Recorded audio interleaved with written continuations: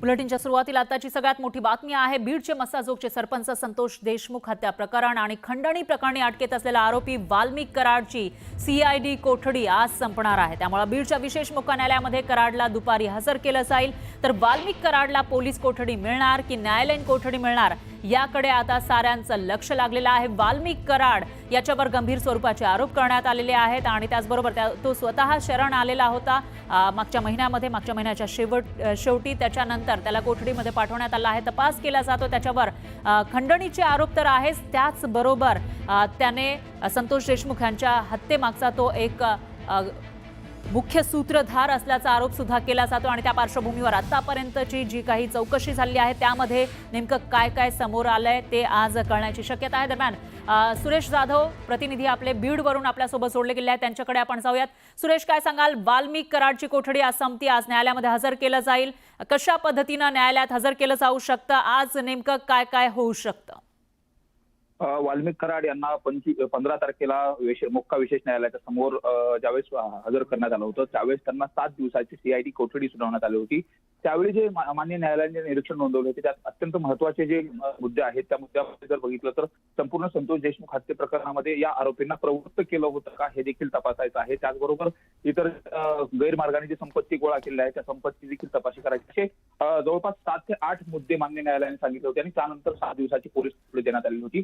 मात्र आज मान्य न्यायालयाच्या समोर हजर केल्यानंतर एकूण हे जे 3 गुन्हे आहेत, खंडणी प्रकरण, हत्या प्रकरण आणि अॅट्रॉसिटी मारहाण प्रकरण, या तिन्ही प्रकरणाचे जे इंटरलिंक आहे त्या संदर्भातला जो तपास पूर्ण झालेला आहे तो देखील मान्य न्यायालयासमोर आज तपासी अधिकारी सांगतील आणि यानंतर वाल्मिक कराडांची पीसीआर मिळणार का त्यांना एमसीआर करणार हे देखील पाहणं महत्त्वाचं आहे। मात्र आज वाल्मिक कराड यांना व्हीसीद्वारे मान्य न्यायालयाच्या समोर हजर करण्याची शक्यता वर्तवली जाते। अशा पद्धतीने सरकारी वकील आणि जी तपासी यंत्रणा आहे त्यांनी देखील सांगितलं का मागच्या वेळेस 15 तारखेला वाल्मिक कराड यांना मान्य न्यायालयात हजर केलं होतं त्यावेळेस गोंधळ उडाला होता।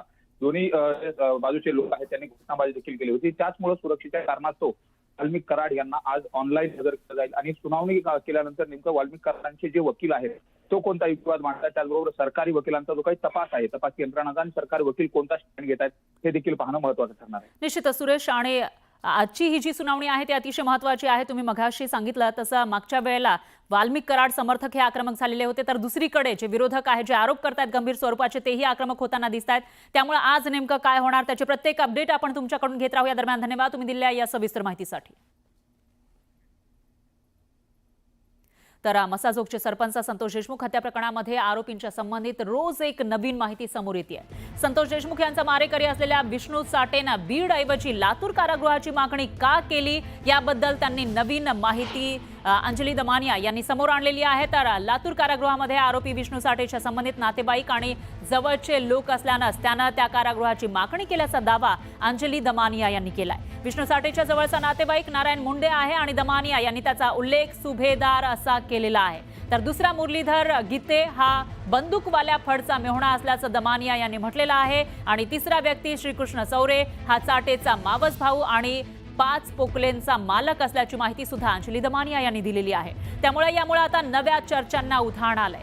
तर तात्काळ या प्रकरणाची सुनावणी ही मुंबईला हलवण्यात यावी आणि गुन्हेगाराला ऑर्थर रोड जेलमध्ये ठेवा अशी मागणी सुद्धा अंजली दमानिया यांनी केलेली आहे। अंजली दमानिया या वेगवेगळे खुलासे करताना दिसत आहेत आणि आता त्यांनी या प्रकरणामध्ये जो एक मुख्य आरोपींपैकी एक आहे तो चाटे याच्याविषयी हा मोठा खुलासा केल्याचा दावा केल्याचा पाहायला मिळत आहे। त्यामुळे आता याच्यावरून पुढे नेमकं काय काय समोर येतं तेही बघावं लागेल। तर लातूरच्या कारागृहाची मागणी चाटेनं का केली यामागचं कारण अंजली दमानिया यांनी सांगितलं।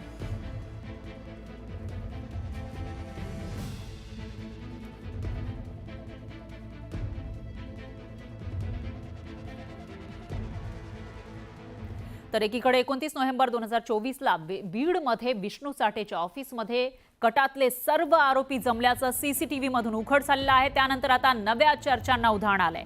संतोष देशमुख हत्या प्रकरण आणि खंडणी प्रकरणामध्ये आरोपींच्या सोबत सीसीटीव्ही फुटेजमध्ये दिसणारे पीएसआय राजेश पाटील हे निलंबित आहेत। मात्र वाल्मिक कराड आणि सुदर्शन घुले या गँग सोबत राजेश पाटील यांचे काय संबंध आहेत याची जोरदार चर्चा सुरू आहे।